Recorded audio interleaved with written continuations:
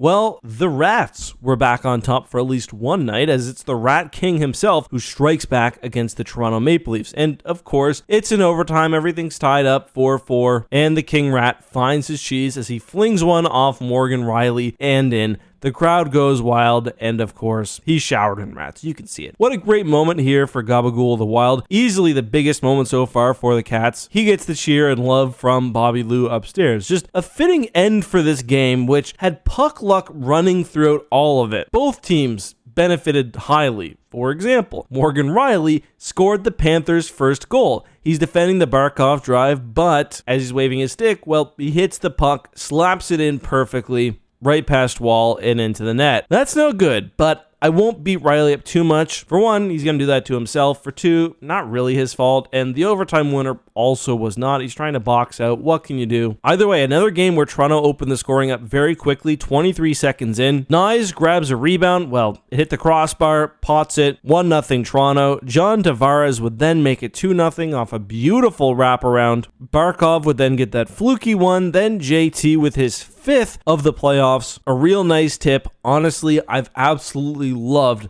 the game this guy's brought in the postseason. Sam Reinhart gets one, which I initially thought was not in, but on review, yep, it did go over the goal line. The tying goal was also a bit weird. It looks like Benoit's got the puck out and controlled. The Leafs go for a change. Bennett grabs it. They go in pretty freely. Carter Verhaeghe ends up getting the tying goal. Then the Panthers would go ahead off a deflection. All that was in the second period, by the way. It started off 2-1, ended up 4-3 Florida. In the third, however, the Leafs get a very lucky one of their own as Morgan Riley puts one off the Florida player to tie the game and grab his fourth of the playoffs. That would bring it to overtime, where I honestly thought Toronto started off really well. By the time Brad Marchand scored, however, I thought Florida had fully gained the momentum. And I mean, they had a lot more to play for. I think Toronto fans have to feel okay about this one. Florida, and I don't think their fans would argue this, had a lot of puck luck, and they needed it all to get past Toronto and stop them from going down 3-0. Joseph Woll, I thought, did not have a great game. I'm not going to blame that last overtime goal on him, but he had a few softies. Matthews, however, continues to be a disappointment to me. I know he's making plays and he's passing, but the guy cannot shoot. The strongest aspect of his game for his entire career in the NHL has been his shot, and right now he can't even hit the net. Obviously, he's injured or something.